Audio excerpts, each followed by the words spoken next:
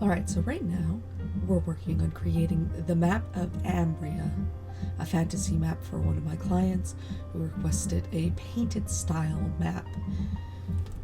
First, we're working with his original sketch to create the outlined landmass in Clip Studio Paint. This is an important foundational step for any map that has land and water. We always create the land first. Lots of little details here to capture, after which we use the selector wand tool to grab the ocean. We invert the selection, fill it, and set a stroke on the landmass, after which we can turn off the original line art. This is an optional step that will allow you to change the landmass shape mildly afterwards without having to re-ink. After that, we create some clipping mask layers and add some texture.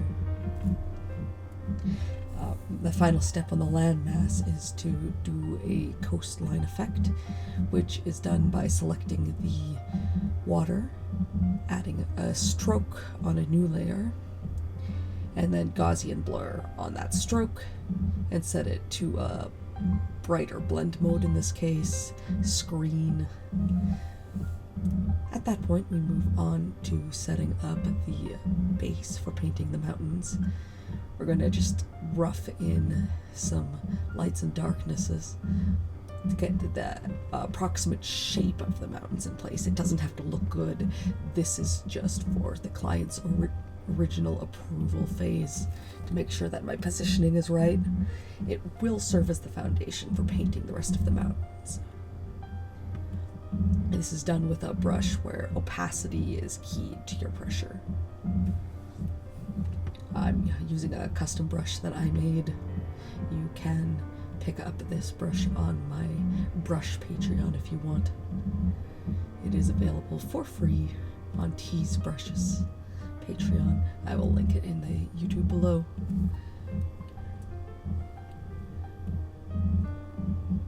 So yeah, we're just continuing on with the fill for the mountains here. Really just about setting up a base for them.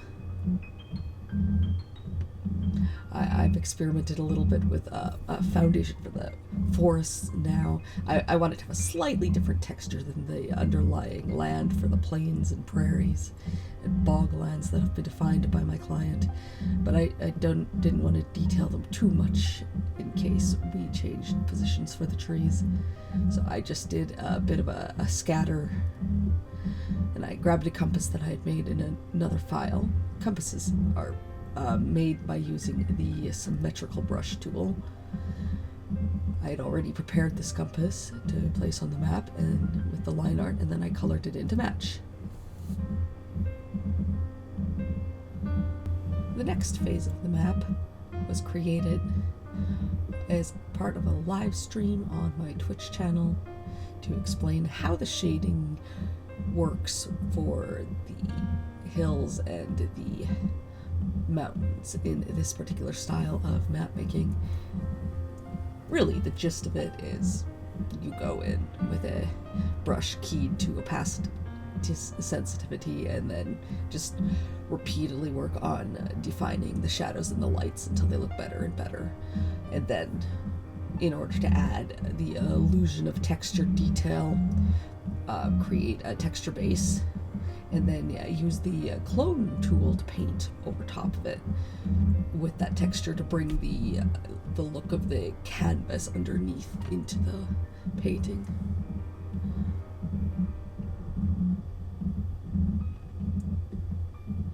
As long as you set the clone stamp that you're using to have pressure sensitive opacity, you could also adjust the blend mode on the brush itself, not the layer, for a multiplier screen to give it a different look, whether you wanted to define the shadows with that texture or the highlights with that texture.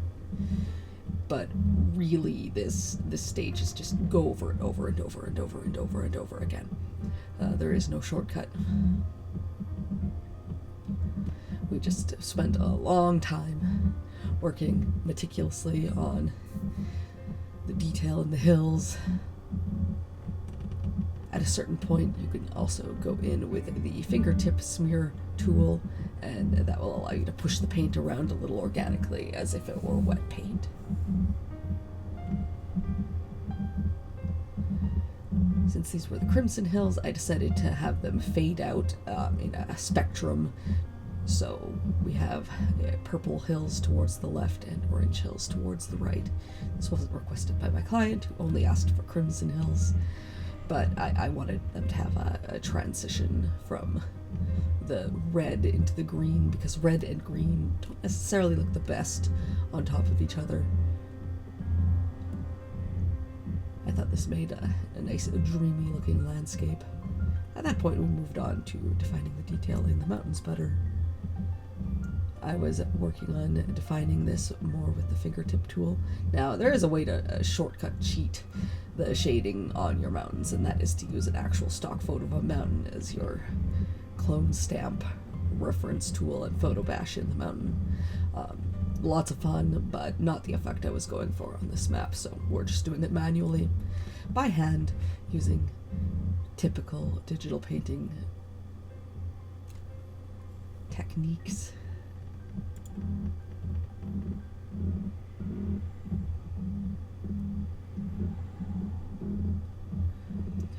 We work on giving a snowy peak to the mountains and integrate a little bit of color. In this case, I'm bringing in a little bit of blue to offset the yellow seas, which were selected to create a parchment style look to the page. There's also a little bit of the green from the land masses in the shadow of the mountains.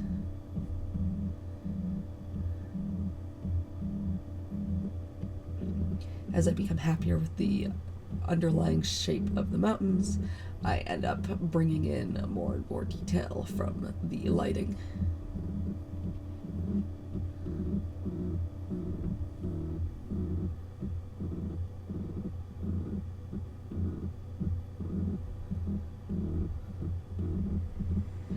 I did, of course, have audio from the Twitch stream available where I explained this in extenuating detail, but if I were to post that, it would be like 4 hours of just this phase, and it's already pretty slow watching it sped up many, many times fast.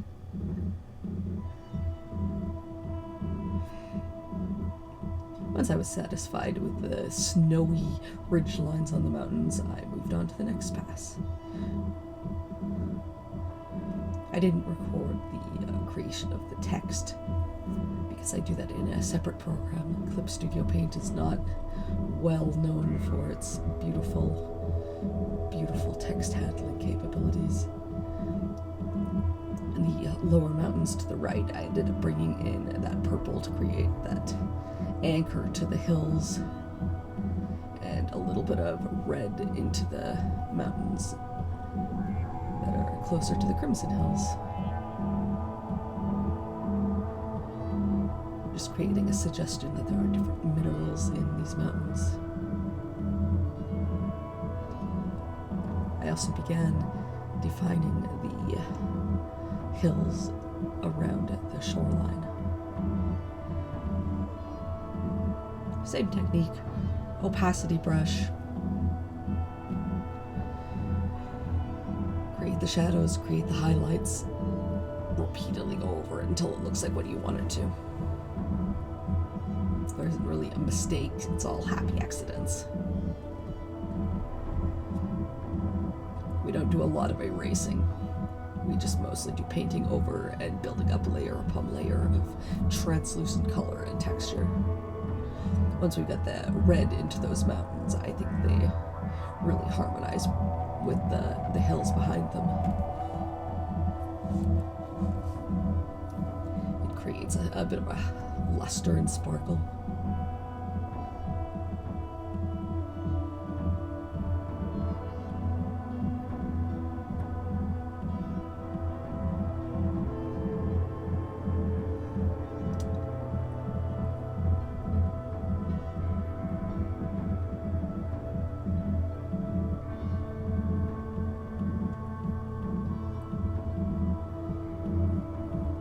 On the next stage, we move on to defining the mountains that I didn't get in the Twitch stream, which took at least 2 hours. So at a certain point, I was just like, all right, we've got to stop. It's the same technique. The little purple circle represents where I'm planning to build cities in the next part of the development. These are the Mista Mountains. So I gave them a bit of a cloud on another layer. That's just done with like a fuzzy airbrush, and then I smeared it around a bit with this bigger paint tool to give it a bit of a cloudy, misty look. I ended up going around a little bit and defining a few bits of beach as well. And we got started on the really big mountain range. Similar to the other ones, we are bringing in a little bit of color from the surrounding land masses to imply the presence of different minerals in the mountains. But yeah, you can see it's just define the highlights, define the shadows, and then smooth it out. Not much to it except for time.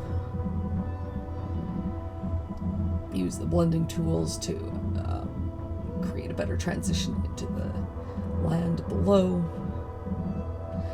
Keeping in mind you might be hiding the feet of the mountains with the forests anyway.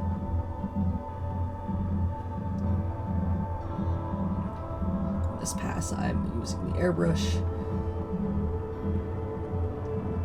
I want these mountains to be a little less defined than the ones on the right.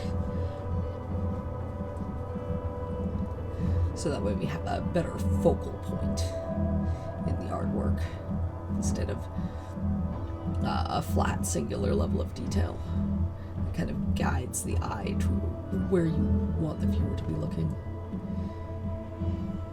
Even still, I'm working on bringing out the snow peaks and defining ridge lines, adding some texture. At this point we get on to the forests, which are done with a special brush I made that's just full of a bunch of trees. I have a few different ones. I have a palm set, a pine set, and a standard tree set. I ended up grabbing the hills that I had already made for the Crimson Hills and then removing the color and using those for the Argentine hills beside the Black Rot Forest. Can't remember what it is. And then painting over it a little bit to give it its own energy. I also ended up copying the mountain range that was already done and removing the darkness and using that to create like the shade of further mountains heading off towards the upper left. We have one more mountain range to define, and it's the one on the bottom left. Also not a focal point. There's going to be a big forest around it afterwards. In this case, I brought in some greens and purples to define them. It's further south, so I'm not as worried about getting detailed snow caps on them.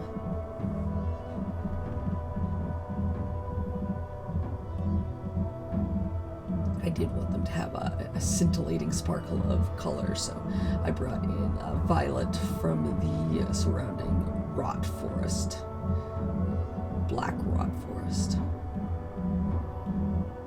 Black root.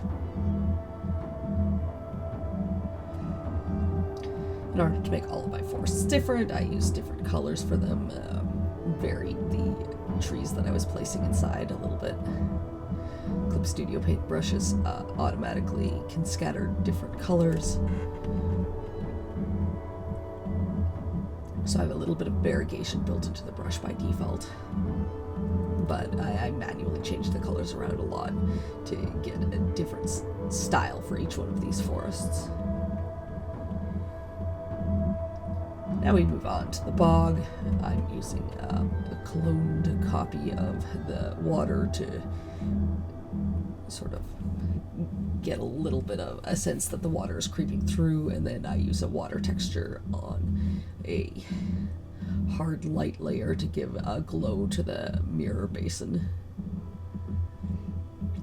And again, it's back to the airbrush style of painting where you're using medium opacity brushes and just building up layer upon layer.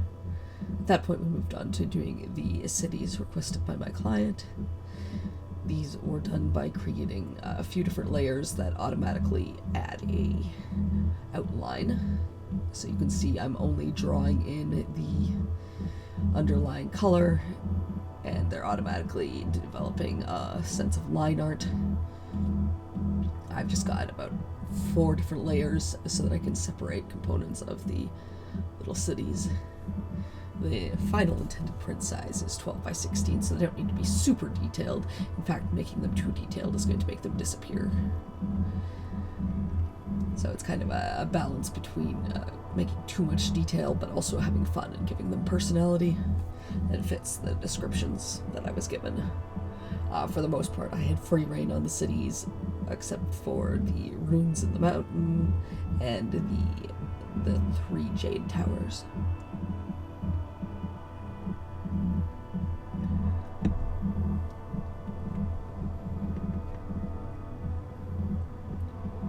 Because I don't have the text on my Clip Studio Paint layer, I've just drawn these circles to tell me where I want the cities to go. These are the important cities that were requested by my client. And of course we don't want too many because there's a lot of text on the final map. So we're not doing illustrated cities for every single one of them.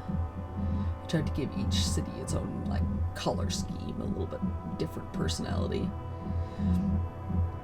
I added some lighthouses with glowing beams. That's a crowd pleaser. I personally like doing that. And of course some docks, a couple of little boats, but not too many because you don't want to clutter too much. You want to have some negative space so people's eyes don't get tired. And I went in and started detailing the bog better. I used a little bit of the bog from the map that this was inspired by for one of my previous pieces of art, and then set that up as a texture and just drew over it, creating the ripply effect.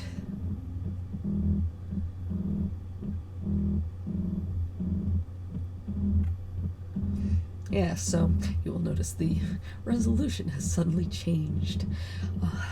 My tablet died. So now we're working on a much, much smaller resolution tablet, my backup tablet. I don't know if we'll ever get back to the nice, big, high resolution one that we had before. Those are very expensive and I don't... Yeah. So we're finishing this pass on the old tablet that I had, the backup tablet. Thankfully, I did have a backup tablet available.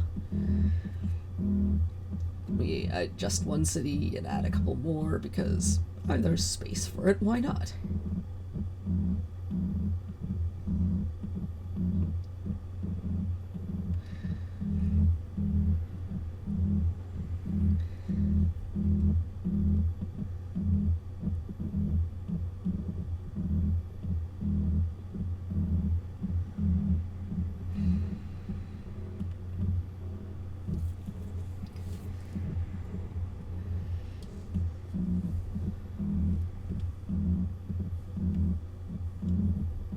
Continued to extend the boglands and just work on refining the mountains a little bit more. Unfortunately, I lost the recording of the final pass, so I didn't get the additional trees that were added on the edges and not all of the detail on the boglands. Because I was zoomed in more on the mountains on the older tablet, I was able to notice some errors that I wanted to fix and some places where I wanted to add a little bit of extra detail. So yeah, this is the final version of the map. Several hours of painting work went into this. I think it's a nice wallpaper map, a good mood. I'm happy with it. I'm just padding over it in Affinity, which is the program in which I did the text. Black rootwoods, yes, that's what it was, in the shadow root forests.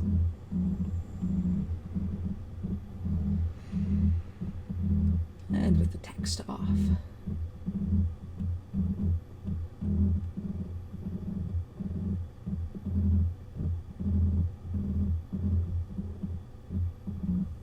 So yeah, that's the world of Ambria.